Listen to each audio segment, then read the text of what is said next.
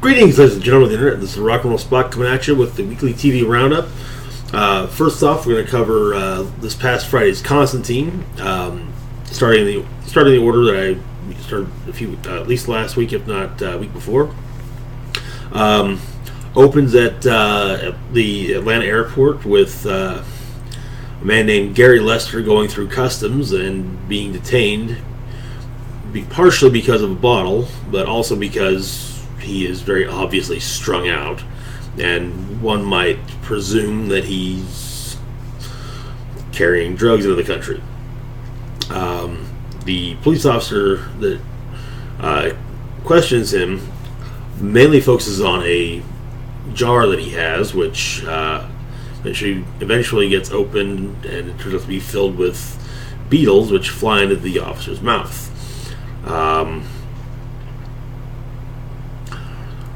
After just being out and about in Atlanta, very calm day, John and Zed return to the cabin, and turns out Chaz is out of town for a little while. They discover that somebody has broken into the cabin. Turns out that it's in fact Gary, who is an old friend of John's. Gary then tells John what he'd been up to since of late. Turns out that the beetles are actually I guess the earthly form would be the best way to put it, of a demon.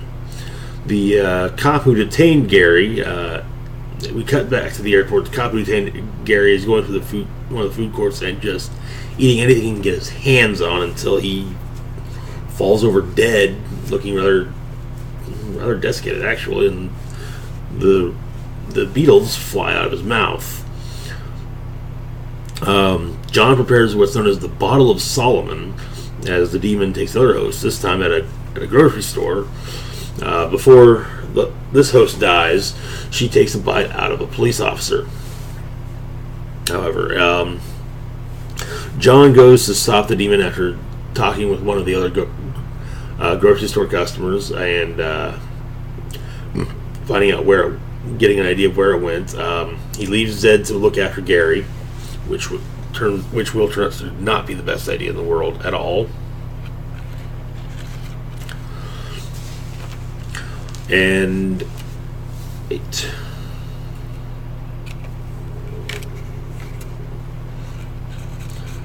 Gary ends up telling Zed about Astra and Newcastle, which was in fact the last time that Gary saw John.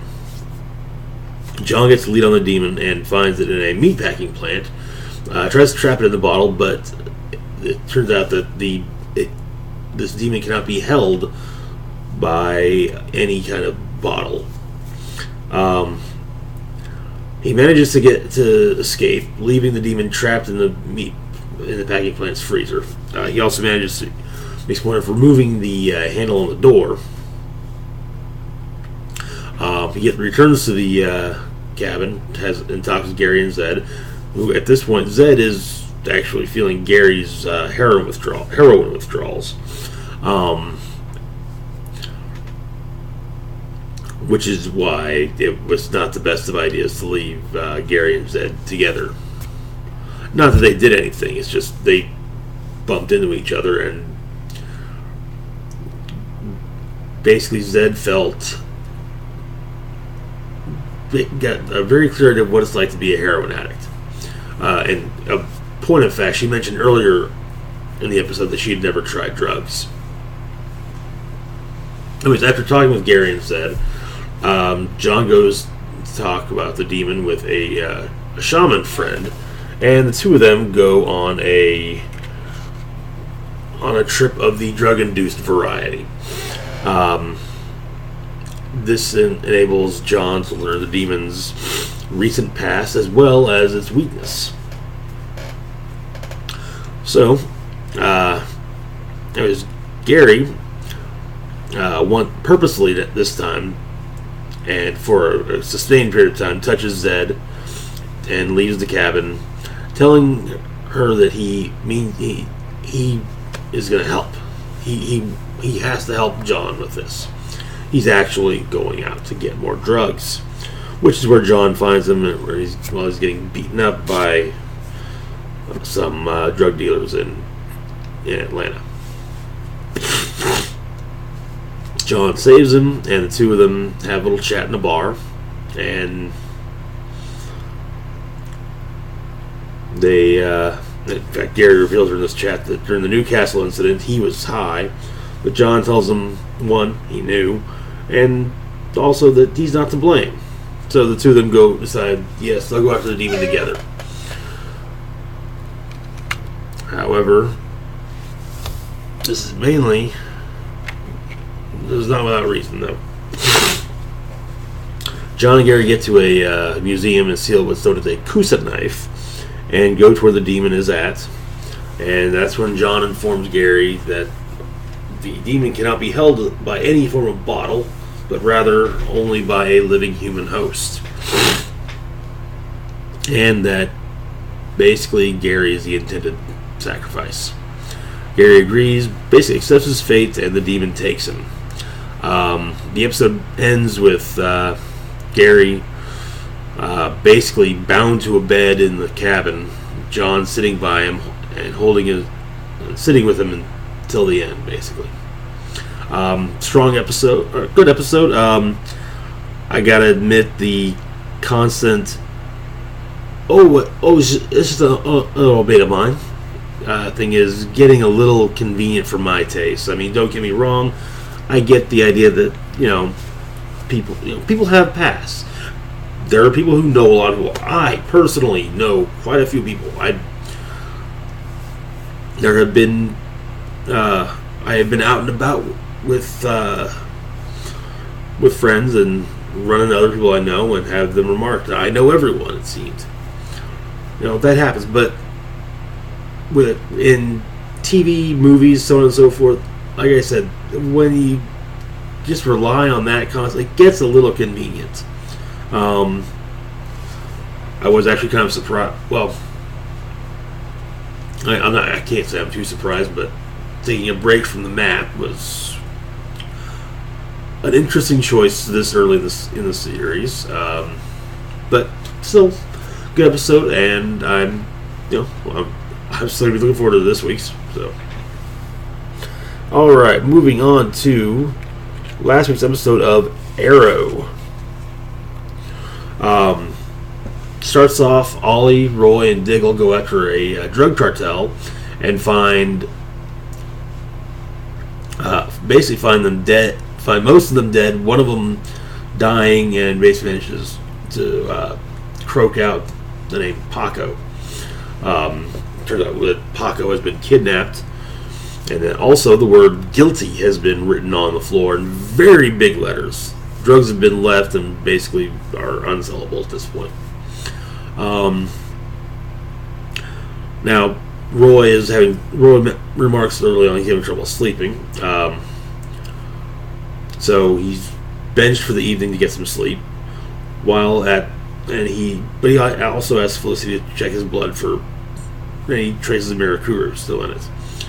Ollie ends up finding the missing gang member, however, at Ted Grant's gym. Laurel tells Ollie very clearly that Ted did not do it, partially because over the last few hours, one, he's been training her, and two, they went out to dinner, so he couldn't have done it. Roy's blood test comes back negative, and he tells Felicity about his dreams, and that they feel more like memories than dreams. Ollie tells Laurel that, going on at the same time, Ollie tells Laurel that he doesn't entirely trust Ted. Coroner report on the cartel shows that they were all beaten to death with brass knuckles, just like a murder 6 years earlier.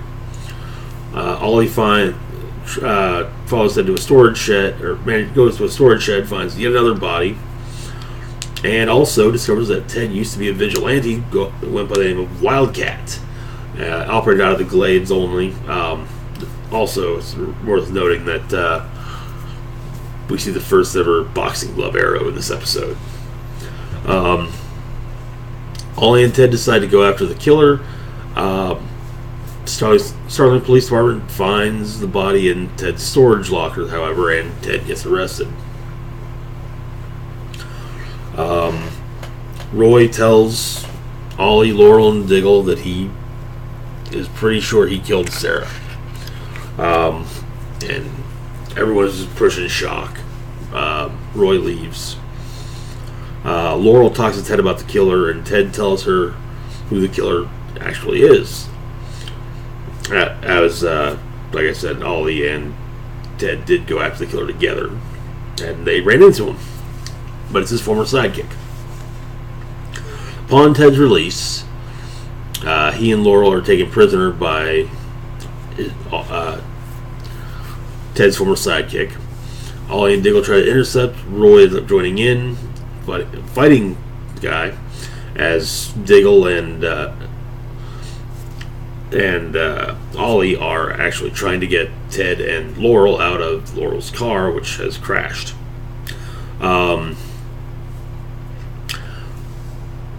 Roy defeats our this week's villain, and they decided that the best thing to do for Roy is to not push him away. So he's kept on Team Arrow, and he is at least, it's not, maybe not entirely legitimately dubbed, but he's at least for the moment dubbed Arsenal.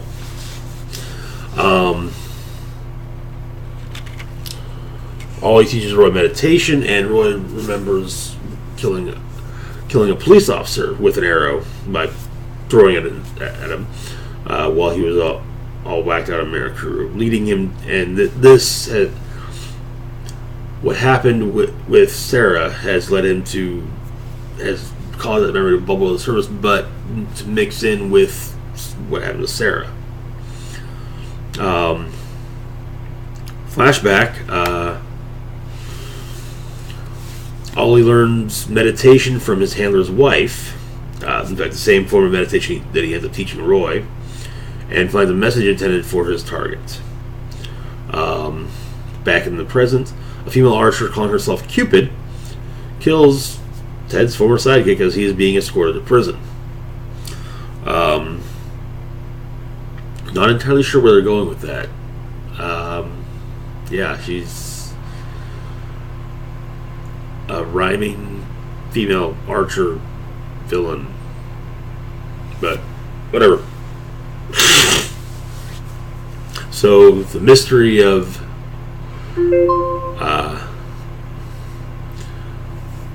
Sarah's murder is, of course, still unsolved, even though we thought maybe it would be solved. But I'm still kind of thinking it's Ra's al Ghul who did it.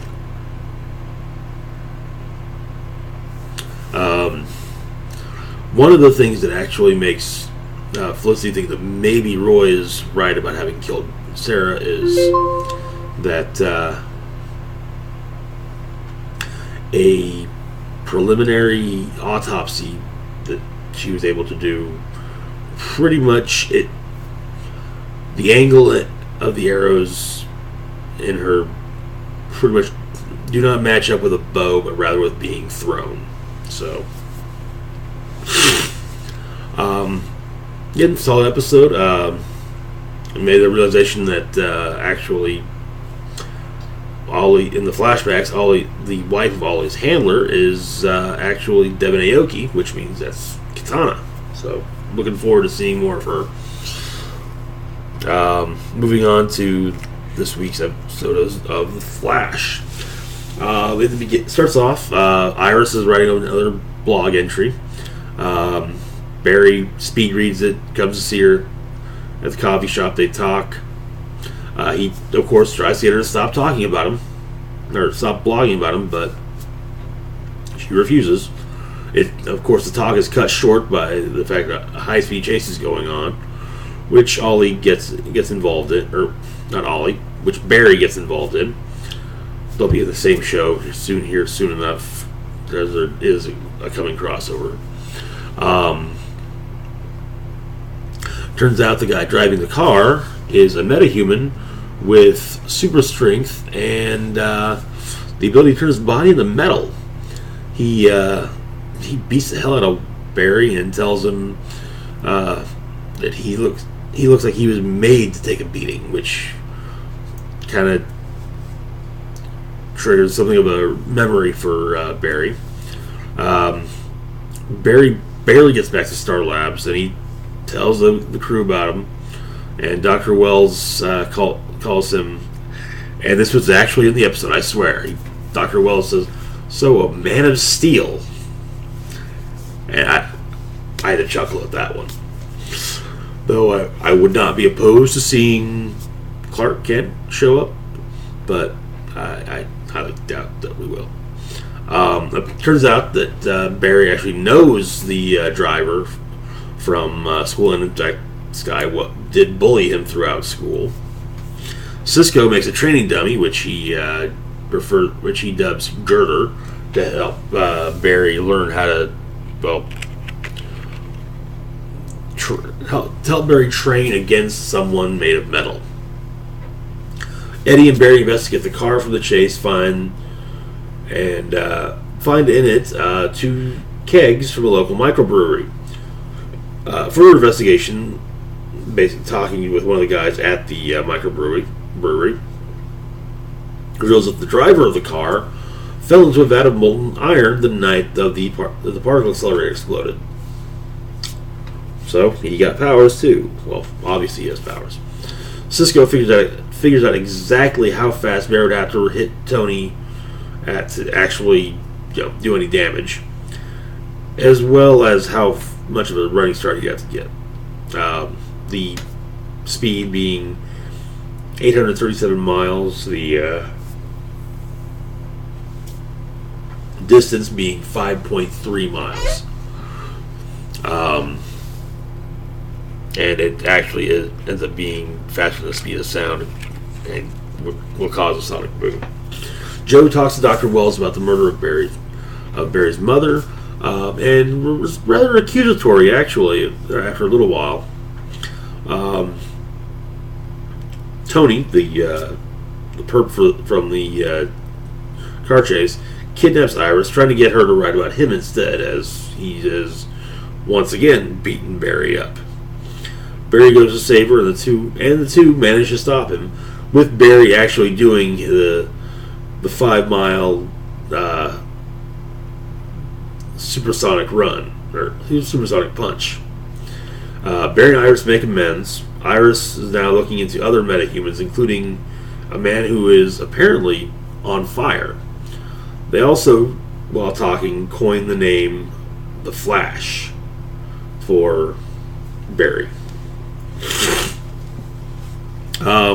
At the West household, Joe is going over the files of Nora Allen's murder, and suddenly the actual killer shows up in a mostly yellow with red highlight tornado, basically, which obviously has a man inside. The files are taken, and once the guy's gone, there's a picture of Iris stuck to the wall with a knife, and written over it is basically a threat saying, keep digging in this, and she will die. Which, interestingly enough, actually kind of lines up with something that happened in the comics, as I'm just going to say it. The killer is Reverse Flash. The killer of Barry's mother is Reverse Flash. Who Reverse Flash's actual identity is, well, we'll find out later on. But in the comics, he did once, quote-unquote, kill Iris West. I thought at that point Iris Allen. But this led, in fact, to Barry killing the original Reverse Flash, and then turning himself in for murder. But pretty much everyone's like, you're good.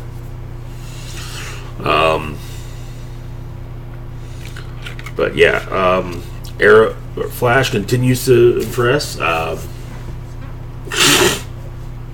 It's worth noting that Tony, the villain this week, is actually the identity of a known member of the Flash Rogues. Well, one of the lesser members, named Girder, who is made of metal, but not so much in a Colossus kind of way, but more in a thrown together kind of way. Anyway, moving on to this week's episode of Gotham. Pretty much starts off where last week left off, or maybe a little bit later, but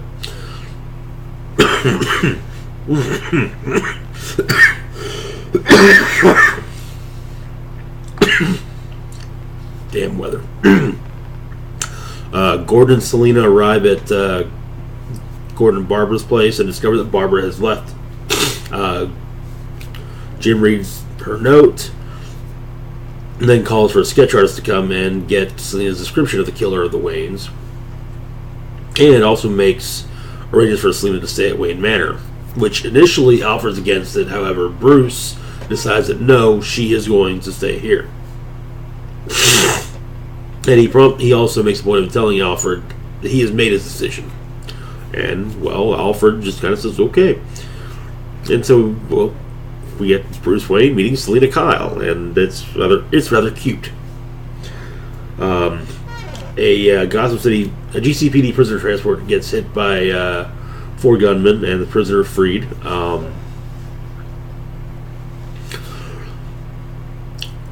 Then Jim, Montoya, and Allen meet with an assistant district attorney who has a tendency to flip a double-headed coin. And yes, that district attorney is named Harvey Dent. They talked about Selina. Dent wants to basically get word out to another businessman named Lovecraft that we have a witness that can totally tie him to conspiring to have the Waynes killed. Just to get people talking. Just to see if something like that will actually get the people who are involved talking. Jim and Bullock draw the prisoner escape and get a lead on the escapee's brother. Talk to him. By the way, the escapee's name being Ian. And his brother tells him, that Ian isn't a bad person, he's just sick. And of course, while this is going on, we see Ian constructing a bomb, which is then delivered to a munitions factory, and blows up their security office, so that his kidnappers can make off with more explosives, with more and higher grade explosives. Also, Bruce and Alfred spar while Selina makes some observations about the whole thing. Namely that people in Gotham, when you get in a fight on the streets in Gotham, they're not wearing gloves. Penguin makes his way into the apartment of Fish's weapon and notices the smell of lilacs. Of course, when she returns, she notices something was amiss in the apartment, but can't quite put her finger on it. Penguin and Fish have a bit of a chat, and Penguin notices that Fish also smells of lilacs. Interesting. It's just one of those interesting things. Jim and Bullock find Ian, but before they can take him, they're held up. They're stopped by Russian mobsters who actually do take Ian. Dent meets with Lovecraft, basically accusing him of being behind the Wayne murders. However, during their talk, Dent loses his temper, big time, and I gotta say that's Harvey right there. I mean that reminded me of one of my favorite portrayals of Harvey Dent, which was the animated series version, when he was trying so hard not to fly off the handle. But we see we saw on various occasions before he became Two-Face that he did. Turns out that Fish is behind the bombings, and in fact she is doing this to hurt Falcone. Basically, she wants the Russians who have kidnapped Ian to steal a large sum of money of Falcone's, which is in a secure location. But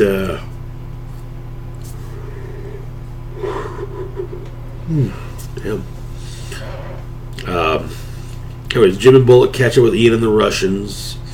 However, Fish's assistant is watching and blows up the truck, killing the Russians and destroying the money.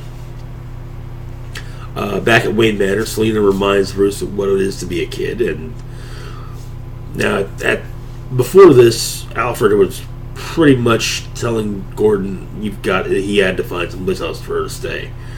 But after seeing Selena and Bruce actually being kids, he decided that maybe it's best if she does stay, at least for a little while. Penguin meets Fish's weapon in her apartment, and they have a little bit of a chat. Also, Dent and Harvey and Jim have a talk about Dent's meeting with Lovecraft earlier.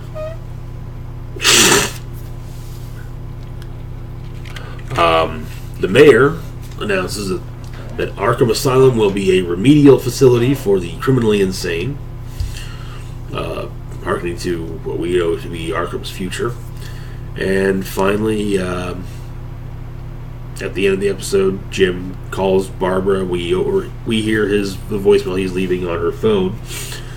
What we see is her looking over at her phone, and that she's in the arms of another woman. Not Montoya, I might add, so we can, not say, "Oh, Montoya, what a bitch." She stole away Jim's girl. How dare she? Or she stole back Jim's girl. So we'll see how that unfolds. Especially seeing as how we know that, depending on how they want to play it, eventually Jim Gordon has either a niece or daughter named Barbara. So I would kind of hope they would go with the niece angle, because it'd be kind of weird to be married to a woman and say, "Oh yes, let's name our first daughter after my ex-fiancée." Anywho, moving on.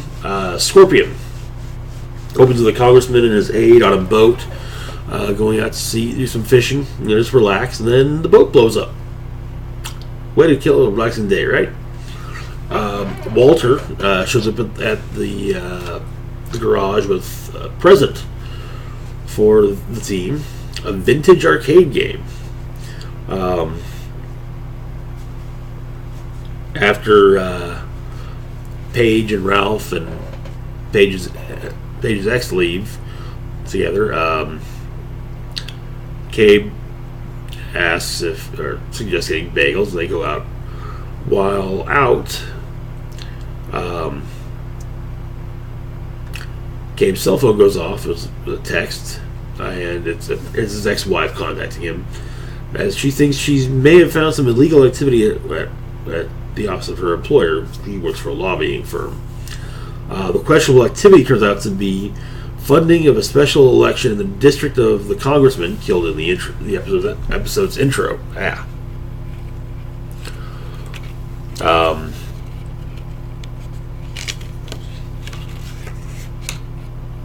Walter retrieves a flash drive with the info on it from the lobbying firm, and barely by the skin of his teeth, I might add. Happy manages to find evidence of foul play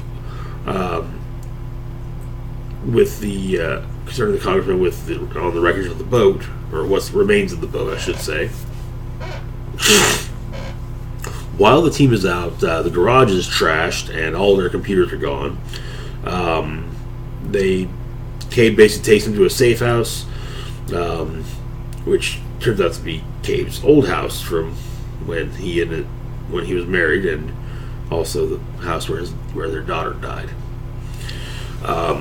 Which just as they managed to find evidence of who did everything, courtesy of the flash drive and whatnot, Cabe's ex-wife gets kidnapped by, in fact, the killer and an accomplice.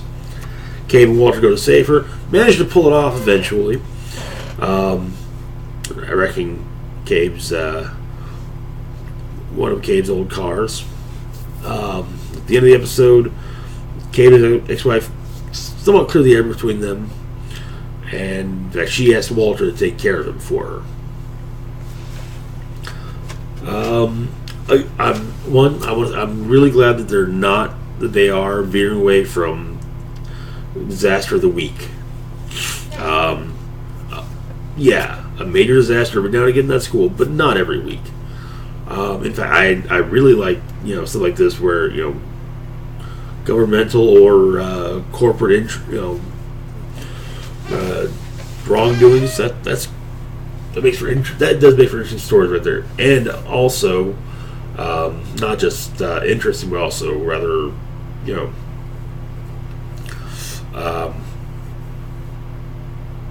relevant.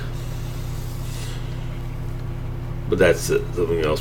That's something we'll talk about some other time. Okay, Agents of S.H.I.E.L.D. Episode opens in Austria back in 1945. Whitehall is questioning prisoners about the obelisk and having them touch it to see how it reacts. And he happens to find a woman that when she touches it, it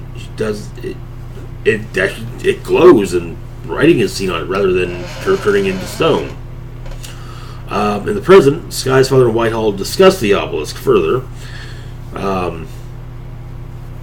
And he, in fact, or Sky's father calls it a key. Key to what, though? Well, it's implied it's a key to the city that Coulson has been, and everyone else took the guest house serum, has been seeing. Coulson, Sky, Fitz, and Tripp head to Hawaii, while Morris interrogates Bakshi, Whitehall's number 2 man who was captured last week. Ward goes after his brother. Back in 1945, Peggy Carter interrogates Whitehall. And of course, he wants a deal. He tells her the folklore version of the obelisk's history, which is that blue angels came from an opening in the sky, and they had that with them, which basically seems to say the Kree came down from space and left it here. I might add that Sky's father calls it the Diviner. Ward has his brother unearth the family well, which we've seen referred to in flashbacks, where Ward mentions that his older brother had him throw their younger brother in, and then basically torture them, hurt him, so on and so forth. May Simmons and the others back at the base discover, while digging through the old SSR files, discover that Whitehall, or the truth about Whitehall, at least his age, Morris then uses to continue Bosch's interrogation. He pops a hidden cyanide pill, though they do what they can to save him. And yes, it does turn out that obviously Whitehall has been around since World War II. Ward's brother finally admits to that yes, he actually did do that. The way Ward has told the story over the years is how it actually happened, and also the why.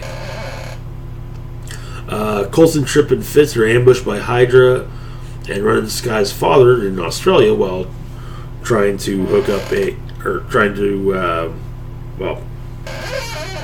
to a degree, hack into a satellite network. Tripp gets shot, and Sky's father is having to take care of him, conditionally speaking, and he and Coulson have a bit of a chat, and Sky's father is rather mad about Coulson referring to his daughter as Sky, saying that's not her name. Ward officially joins Hydra, talking with Whitehall, and the news reports that his brother, mother, and father are dead in what appears to be a murder-suicide. Sky finds a location for the city, though it does not say where the location is, and her father finds the body of his wife, Sky's mom, and vows revenge in a flashback, basically showing that Whitehall, after being released by Pierce from Captain America 2, basically dissected Sky's mom. And this was back in 1989. So yeah. Alrighty, and finally, moving on to Sleepy Hollow. Opens with Abby dreaming of her mother, or dreaming she's in purgatory and seeing her mother. Reyes assigns Abby to investigate three very recent suicides at the psych hospital that Jenny used to be at, and also that her mother was at. Surveillance footage shows Abby and Jenny's mom in the room with the first victim, though they had to use the night vision filter. So Abby goes back over her last memories of her mother, trying to see if maybe there's anything that her mother said that might actually apply to what's going on. At the hospital, Abby sees her mother's ghost and gets spirited away to an unused wing of the hospital. The ghost ends up eventually leaving a code on a glass door for a video session for Abby and Jenny to look up, which they do. They watched it over it. Abby's mom claims that a nurse Lambert at the hospital is actually a demon. Lambert, in the present, gives Frank the inspiration to try and kill himself, but Abby, Jenny, and Holly manage to save him. Nurse Lambert is revealed to actually be the ghost of a nurse who committed mercy killings back in the 50s. And, in fact, the last ones she committed were at the same hospital. And then she was caught and put in the chair. God